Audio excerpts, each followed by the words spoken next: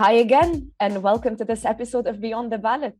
Today's episode is going to be about climate activism, and we have two amazing people with us. Ayah, would you like to introduce them? Hussein All Ghandour is a 25-year-old environmental and climate activist. He's a member and a volunteer in several environmental groups and NGOs across the civil society. And recently, he participated in the Youth for Climate event in Italy, the COP26 in Glasgow, and he joined the Young Go, a global youth network. He believes in the power of young people to push for positive change and dreams of a Lebanon where young people are more informed, engaged, and participative in political life more than ever before.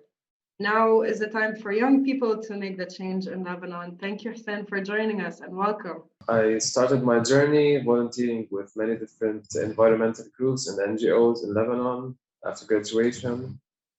And from there, I started to become more aware. I learned more interacting with other activists and scientists in the field. And more recently, I've become also interested in climate activism. And I participated in the Youth for Climate event in Italy and in the COP26, or the Conference of the Parties, which was in Glasgow. And this was really a very important step, which increased my momentum, the momentum of my activism. Isn't it wonderful that we were all in Glasgow at the same time and we're meeting remotely many months later over an initiative that is completely disconnected to Glasgow? And we have Marinel Ubaldo from the Philippines. And where do we start? The amazing things that you've done. She's an advocate for climate justice and the environment. She is a registered social worker and one of the founders of the Youth Leaders for Environmental Action Federations. She's currently the Philippine country coordinator for the UN COY 16 in Glasgow, while co-leading the implementation of one of the most comprehensive youth gatherings this year, which is the local conference of youth in last year, in 2021. She has been trained by former US Vice President Al Gore as a climate reality leader, and welcome to our episode. Thank you for joining us. Hi, I am Marinel Ubaldo. I come from the Philippines. I am a climate justice advocate. Since 12 years old, I have been advocating for child rights, women's rights, and I was able to fully commit to climate justice activism in 2013 after Super Typhoon Haiyan devastated our community and killed a lot of our family and friends. And up until now, we're still actually searching thousands of bodies that are still missing.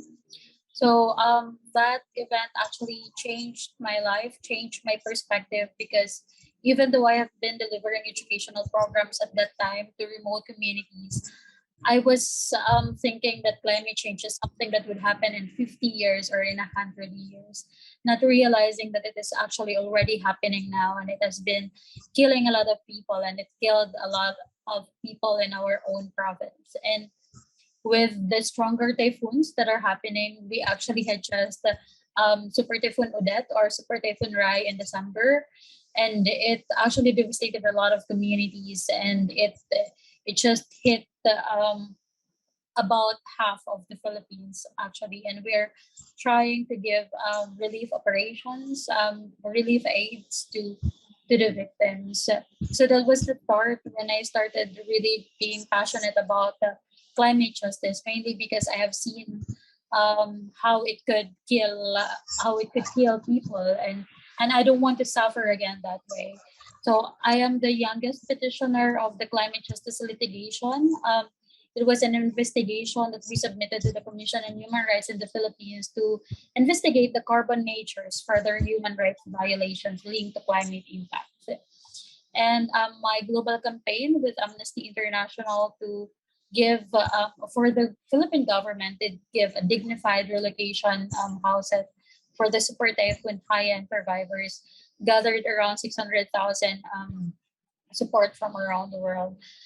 And I just recently attended the COP26 where I have have seen a lot of great people, like Hassan was there and you guys were there, and I am so very blessed to be able to connect with a lot of young people, with a lot of people who has the same passion as me. You mentioned starting your activism at the age of 12. And that just completely fascinates me in the sense that what makes someone at the age of 12 already start advocating for certain causes that are generally, that people usually raise their awareness on later on in their lives? I grew up in a peninsula and at the end of a peninsula, so this is like our map, and this is like the place, and we're here, and this is the Pacific Ocean. So we're actually facing the Pacific Ocean. So whenever there is a disaster, we're the first one to be hit. And I grew up with typhoons. It's nothing new to me. I grew up fleeing. I grew up evacuating, because every time there is a typhoon, we evacuate to higher ground. And the Philippines actually experienced an average of 21 typhoons per year. And that was when I was in elementary up until high school. I have been experiencing a lot of typhoons in my life, but it's not how dangerous it is now that we are actually having super typhoons, because before we could just experience a category 3 typhoon, but now we can already experience category 5 typhoon. That is super monstrous and super dangerous for a lot of people, especially in the Philippines, where we're a developing country. A lot of people actually don't have a secure house to save, to save themselves when there is a disaster. So that was actually my enlightenment. But it was so natural for me to um to just to fight for climate justice, because I'm living with the impacts of climate disaster. Building on what you have just told me about how you started your activism, what were the first actions that you took as an activist at the age of 12 or 15 years old when you were just then starting? What were the options that you had in front of you for actions to take, and how did you see these evolve over the past few years of your life? I've been in the grassroots communities. So funny, because before we didn't use social media. So I gathered a number of youth and children from every communities in our region, and then we made like a theater group, because in these remote communities we don't have any electricity. So what we did was we go to the communities. We have a flip chart with us, because there is no laptop, there is no projector, there is no electricity, and we just use the flip chart to sensitize people about what is climate change. And we try as much as possible to um, to to translate the English version into the mother tongue. So we formed a theater group. We did a recital about what is the cause, what is the effects, and what we could do in our own ways to mitigate and adapt to climate change.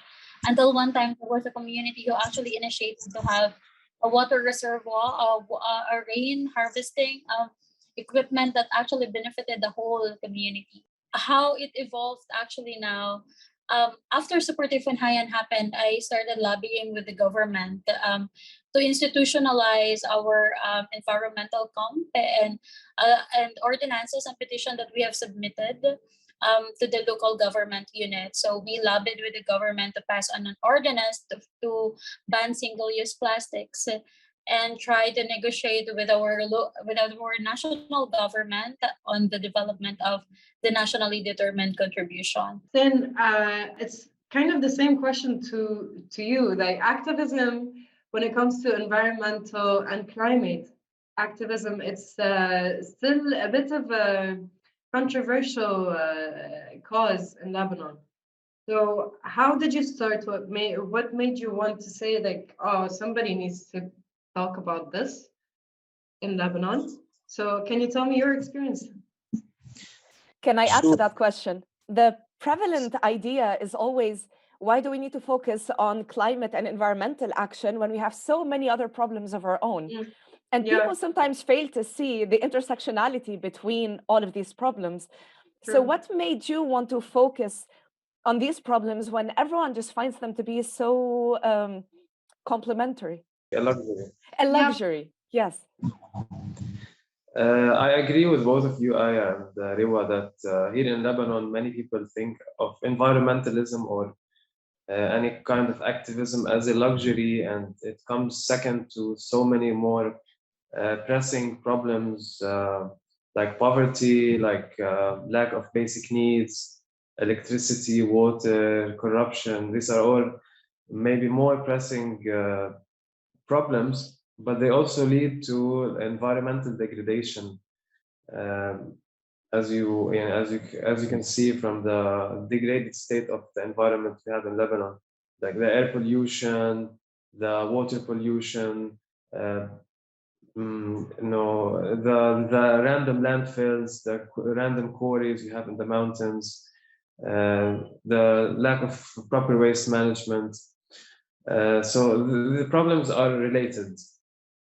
And to answer your question, like why was I concerned about specifically environmental and climate activism? Well, it started with me like a long time ago. I'm not sure if this is how long you want me to go back, but we just went back until Marinel was 12, so you have competition. Okay. I'm gonna go back even more. Yes. I was raised by my mother on the values of like having respect for all living things equally. And my mother used to read me books when I was very little, around maybe 6 years old or something. I remember this one book she read me. It's called Al-Atfal Ya'anikun al-Ashjar, which means the children are hugging trees. And it tells a story of a group of children who tried to save a forest from bulldozers by hugging the trees. Yani. It was a form of direct action, but we didn't know it was a form of direct action back then. But yeah, so this story really stuck in my head, and it made sense to me because the trees are such, and actually trees are my favorite. If you ask me what's my favorite thing now, I tell you a tree. And because tree is such a symbol of like giving, and it doesn't ask for anything in return. And it gives us, yes. It gives us clean air. It gives us fruit, shelter for animals. It makes our soil healthy. We need a healthy soil to grow food. And I remember this one time I was out with my mother, and we passed by a slaughterhouse where they were killing sheep for meat, and it was such a traumatizing event for me. And like I started crying and yelling hysterically, and like I wanted to go like beat the men who were like killing the sheep. And it was like such I still remember it to this day. Actually, that feeling is very relatable to me now. So I'm 30, and for 30 years of my life, I always ate meat because I thought I like meat. And I always disconnected the meat from the animal dying. And even when I saw videos of animals dying, I always thought, I'll just try to reduce my consumption. This way I am not supporting the market a lot, but then also at the same time, I don't have to completely disrupt my diet. And I only recently realized just how hypocritical that is and how completely dissociated from reality it is. Because adjusting your diet in a way that it becomes more friendly to the planet that you're actually living on doesn't mean having to compromise a lot. It just means that you have to reconsider the elements that you're used to eating and finding alternatives for them, which really just takes mental power. Like, you just have to look at your alternatives. But it's more honest to the world around you. You cannot love an animal. You cannot kiss a dog. You cannot find a baby cow cute and then go and eat it. So the issue is that the veganism as a concept is still new in many societies, and they can't really grasp it. Because veganism is not just not eating meat. You have to take into consideration that you have to live in a society that is developed enough to offer you the alternatives. And you have to be living in a country that its economy is good enough for you to be able to buy those things. Like we have those alternatives in Lebanon. Some of them are available, but do you know the amount of money that you need to have to actually be a vegan for a very long time? us as human beings, we're not supposed to consume as much meat as we are. Like, it's not supposed to be overconsumption, which is the level that we're at. Yani, we don't have to eat meat every 3 days, let's say, of the week. Like, you can eat meat once every 2 weeks, and imagine the level that the production of meat would be lowered. Like, it just needs that one step that is a very small step. I agree with you that making at least a step, even if you don't go vegan, like if you go vegetarian, or if you just at least cut the consumption of beef. Like, for example, right now I don't eat beef, I only eat chicken, because beef has a huge carbon footprint, and much more than chicken. Yeah, I would always advocate that to people saying, I do not completely want to change my diet. I think once we start becoming aware of the impact that we're leaving on the world around us, the idea is not to completely shift to the opposite end of the spectrum, but there are very small actions that we can take, which collectively can make a difference. You know, instead of eating meat once every 2 to 3 days, you can have it once a week or once every 2 weeks, and it will not be changing your diet. You will still be getting the nutrients that you need. The idea is to balance it in a way. If you're consuming more fish than meat, or if you can replace the regular milk that you're consuming with soy milk. Now, I understand that this is more challenging in Lebanon because I think regular milk is now priced at 30,000 per half a liter, while soy milk or almond milk has become at around 120 or 160.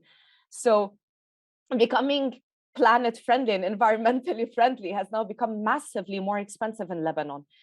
But even taking that into consideration, there are always small steps that we can take. And if the answer to that is look at what the corporations are doing and their impact on the climate and on the environment, why would I be able to make a change as an individual? These are complementary. We can make individual change and collectively we can make a certain difference. And this is the importance. This is where advocacy comes in. This is also the impact that we can make on corporations, so that with the pressure that we put on them over time, they can also keep their part of the bargain. And eventually this all becomes complementary. I agree with all of those that you have said already. I think that we have to also emphasize that there is no pressure for environmental campaigners or environmental advocates to really transition into veganism just because they're environmental advocates. Because this is actually an elitist mindset. Not all of us, not all of the activists in the climate justice field have actually the financial capacity to go into vegan. As you have said earlier, it really has something to do with your background, where you are living. Is the supply actually is it available? How much do you actually earn? Is that too much for you, or is it actually affordable for you and accessible for you? That is actually same when we talk about plastics.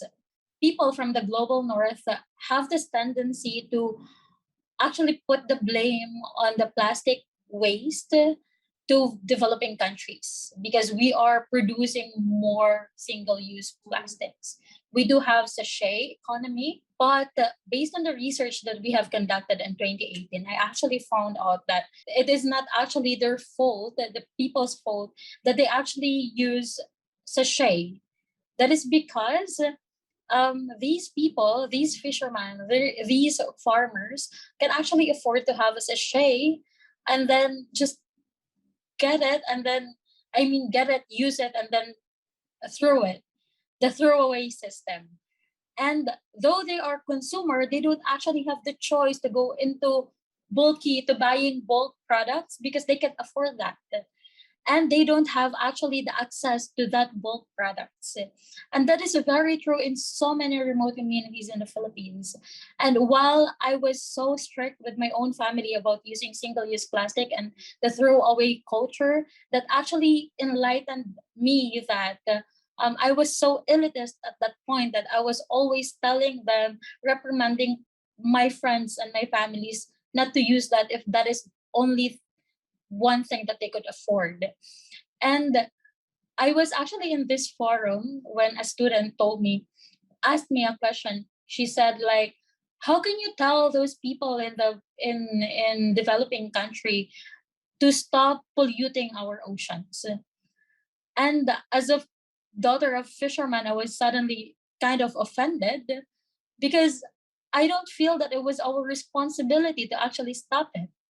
That is why in 2018 we did a coastal cleanup, plus we did a brand audit, because coastal cleanup is a band-aid solution that is not actually solving anything. So we did the brand audit. We audited who are these brands that are actually polluting our oceans, because it should be their responsibility. And we audited, sorted them out with is it a multi-layer plastic or a single layer plastic? Who is this? Who is this company? And we bring those plastic to their company, because we wanted them to take responsibility on what they produce, because it is not the consumer's responsibility actually, because these companies have the capacity, have the money to actually change their business practices and change their packaging to a more to a more environmentally friendly packaging than continuing like the plastic culture. The production of plastic is expensive enough, single-use plastic. And in Lebanon, supermarkets mostly rely on that in a way that with the onset of the economic collapse, it started costing supermarkets more to use single-use plastic, which they give away for free to people. So they had to compromise the quality of the bags and to make them a lot thinner.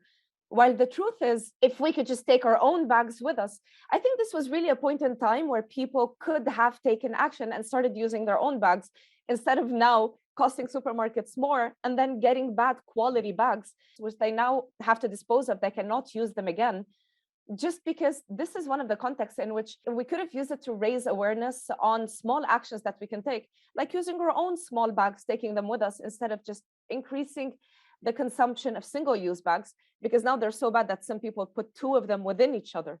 Well, you could just take your own bag with you. So we spoke about policies and we spoke about direct actions. And sometimes with the green movement going all over the globe and everyone starting to be more eco-friendly, trying to advocate for climate and natural rights, sometimes some policies and some understandings or agreements, they sometimes tackle the whole issue in a different way. And that is called greenwashing. Marinel and Hussein, I'd like to ask you both, like, what is your understanding of greenwashing and where have you seen it? I'll never forget how greenwashing was happening right in my own eyes, right in front of my own eyes during COP26. And I was so sad to see how the UN are actually enabling this kind of greenwashing to the people, wherein it is a climate conference, yet a lot of companies who actually has the the access to the blue zone to actually showcase their quote unquote green innovations or inventions that are not actually green, that are not actually environmentally friendly. They have I don't know if you have seen in the blue zone, there is actually a um nuclear nuclear booth, and there are so many to plastics, to nuclear energy, and to so many greenwashing. And I blame the UN for letting this, for enabling that kind of culture where a lot of CEOs from these big companies, even fossil fuel companies, have actually the access to the negotiators, have actually the access to the leaders, and have actually the front seat in this kind of negotiations. I went to a luncheon outside the blue zone. I was invited to this high level luncheon meeting, and I just went even though I didn't know what I was doing there. I went there because, well, that was free lunch, but mainly I wanted to see, well, the food was good, but I wanted to see how this high level works in the UN setting. And I was so surprised that actually the CEOs, the leaders of the carbon majors, the carbon the companies, carbon companies are actually in the front of the hall, and they were actually given 5 minutes each of them to speak about their inventions and innovations, while a lot of grassroots organizations, representatives from grassroots organizations, youth organizations were at the back, and there was just one woman who actually stood up, who actually was given the microphone to talk on behalf of the women and the youth. So that kind of enabling environment actually for the UN, for these carbon majors. And I could not blame one reporter that I have met.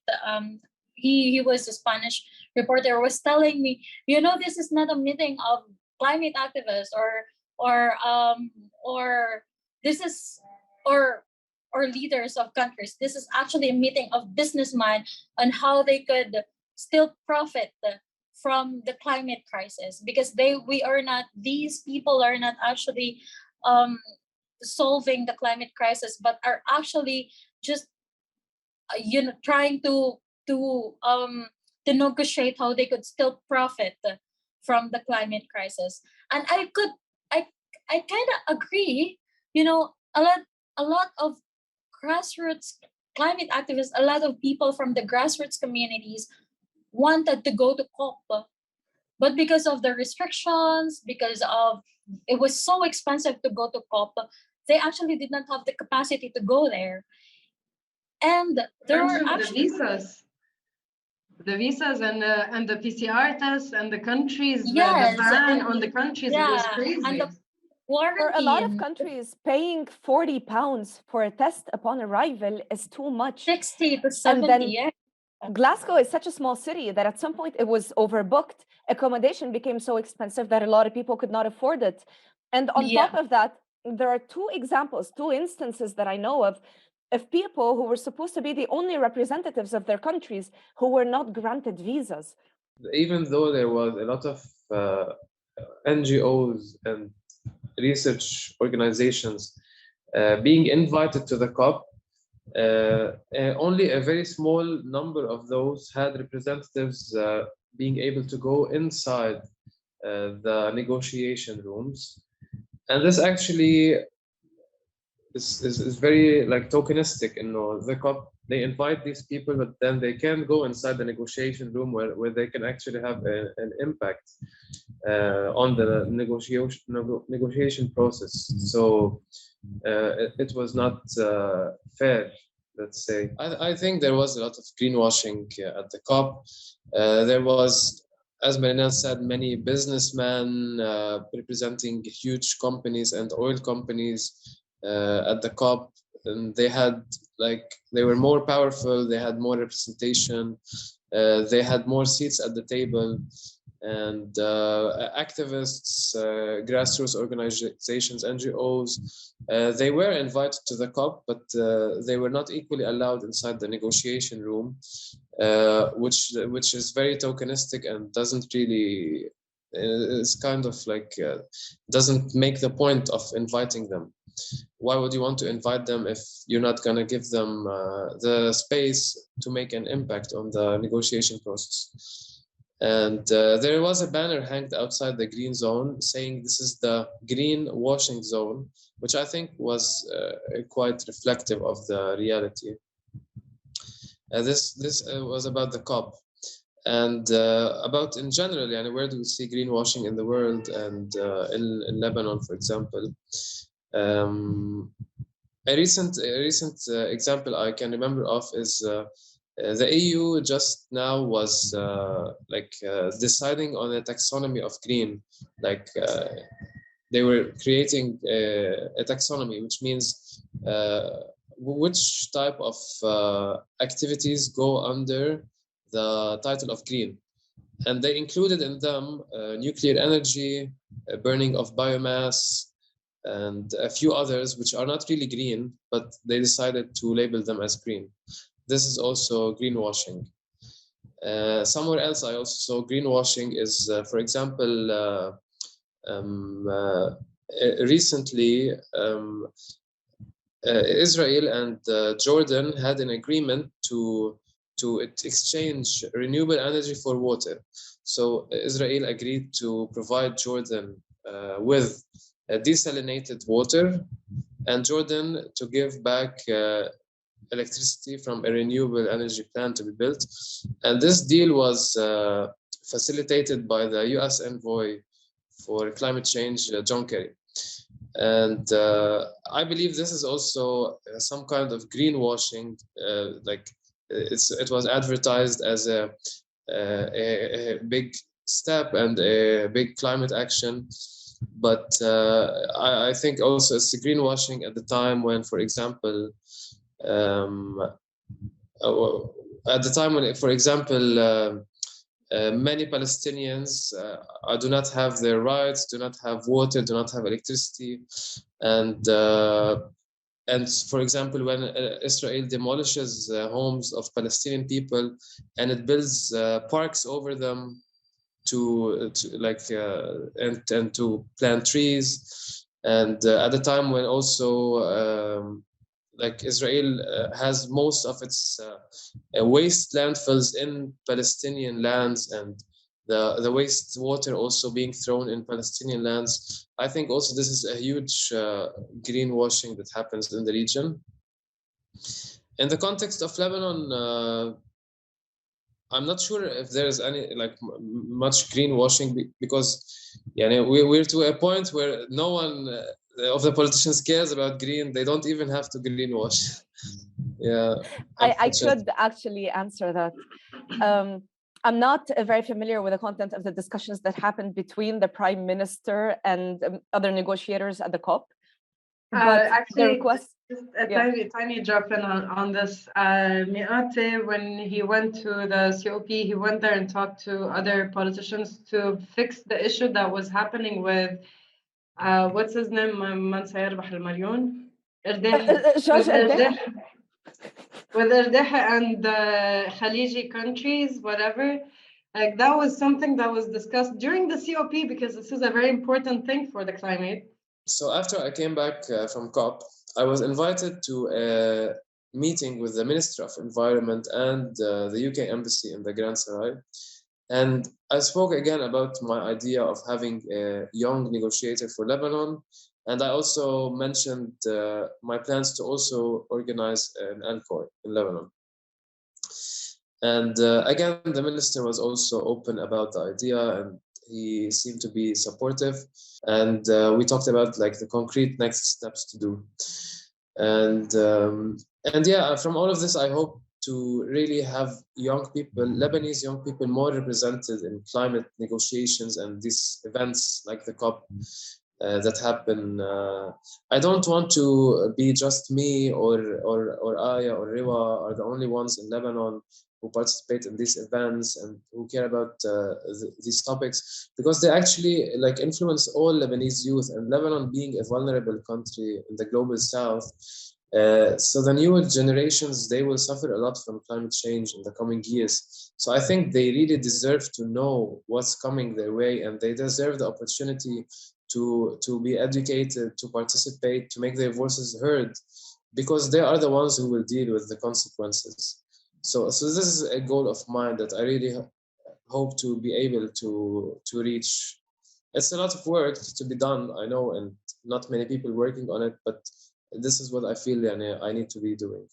On this point, for taking the personal action, Marinel, one of your first actions as a climate activist, I remember you told me once that you demanded from your regional power, so within your town, or was it in your district, you demanded a policy for the use of plastics, I think. Yeah. Yeah, can you this is the type of action that individuals can make to force the government, because the government cannot exist without the people, and the people are actually the power, and we tend to forget that. So Marinel, can you take us through what challenges you went through? How did you make that happen as a very young person at the time? Sometimes it's so hard to get an ally from the adults. because they always think that the youth and the children, we lack experience with this kind of things, and they thought that we are actually ignorant with the processes. But even then, they actually don't try themselves to make things happen. So if we want something to happen and we push it, they think that we're being spoiled, we're being brat, we're called by so many names. But that should not discourage youth to participate and to really lobby with the government, because if we will not do it now, then who will do it for us? We should always try to make change happen. And we started actually that when I was just in secondary and high school. We lobbied with the government to institutionalize our environmental camp that actually gathers hundreds of young people from our region, and we do a lot of mitigation action measures. And then when I was already in Tacloban, we did the youth strike. In the Philippines, we're a conservative country, and a lot of people actually stigmatize rallying and protesting. And even on the last minute preparation for the rally, a lot of youth, a lot of volunteer actually they just said that they don't want to volunteer anymore because they don't see the reason why we have to rally, because they said that they would just plant a tree rather than rallying or protesting, because for them that does not solve anything. And we want to actually show to our leaders that, hey, we are not just making noises on the street. We are actually letting you know what we want you to do. We just don't shout in the street climate justice now.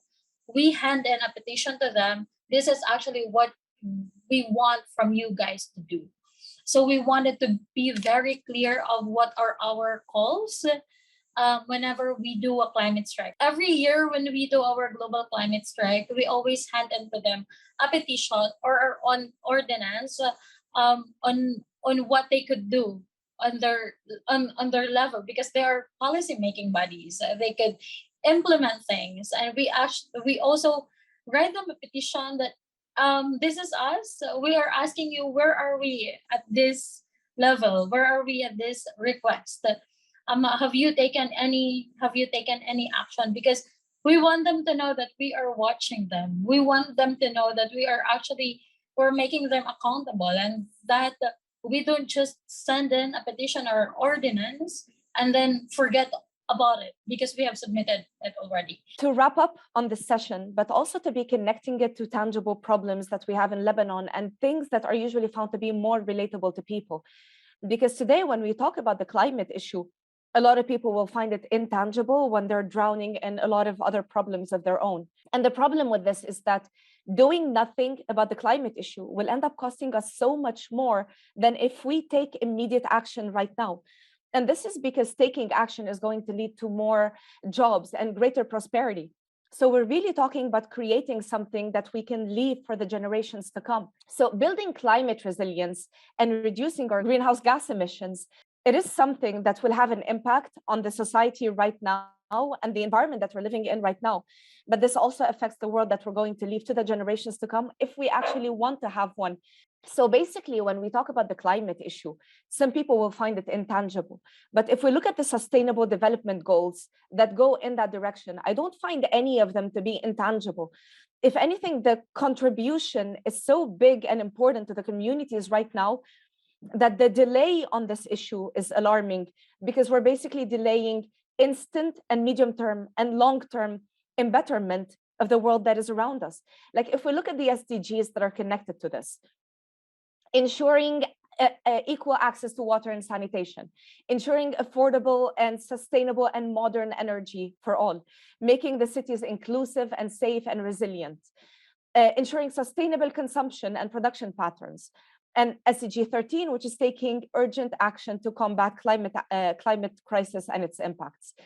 So if we look at all of these and the delay that we have still been observing in the COP, and the delays that are incurred by the big corporations that are the biggest polluters in the world, I don't see this as being a problem that can still be postponed. because taking action is something that is going to result in immediate results that we can see right now on the economy, on creating more jobs, but then also on the medium and long term in creating cities that are more sustainable. So where do you see the problem has been in causing all of these delays so far? Why do you think that these changes are not something that we're observing around us yet? Well, just transition is one of my focus too, because I think just transition actually also is a way to climate justice. And when we say just transition, that is also transitioning to a green economy. A lot of people are saying that green economy is not possible because that is not sustainable. Where in fact it is the total opposite. When you say green economy, it actually makes it, in the long run, it actually gives a lot of employment to a lot of people. Well, there are communities who don't see the importance of that, especially in the coal communities, especially in the mining communities, because they think that their lives should be committed to mining and to the coal industry. But in the climate justice side, when I think about just transition, I think about my future. I think about the future of these children living in the mining community. I think about a future that is safe for me to actually live. I dream about a future in the just transition future. I dream about a future that is actually safe for me to dream, and actually my dream would be a reality. Green and just transition, and in the case of Lebanon, a green recovery, because we are recovering, is very vital. It's not just vital for the environment and the climate, also for the economy, because keep going forward in the same way we are now, it will cost our economy a lot. For example, in the case of Lebanon, can you imagine the number of the huge costs for the government in, for example, public health, due to the respiratory diseases, due to air pollution. I don't know, the huge loss of opportunity we have when investing in fossil energy rather than renewable energy, knowing that we have huge potentials for wind and solar energy in the Bekaa region. So it also means economic loss, not just environmental damage and carbon emissions. And why is it still or why is it difficult, or what's the challenges that are left to make this leap forward? I think the private interests of many people in power and private companies, whether oil companies or, for example, here in Lebanon, the private generators which generate electricity for people, they make a lot of money now, even more than ever before. If we move to renewable energy in Lebanon, and we have, there are numbers done by the IFI, Assam Faris Institute for Research, that show, and we can cover almost all of Lebanon's energy needs from the amount of, we have a lot of sun and wind energy potential in the Bekaa. But these private generators would lose a lot of money, and the corrupt politicians which want to make fossil fuel energy in, for example, in this area or that area, so they can get more votes, they would also lose their private interests. Yeah, and it's actually illegal to have the generators, actually. Yeah, exactly. And someone was making this comment in a previous episode that was on green activism.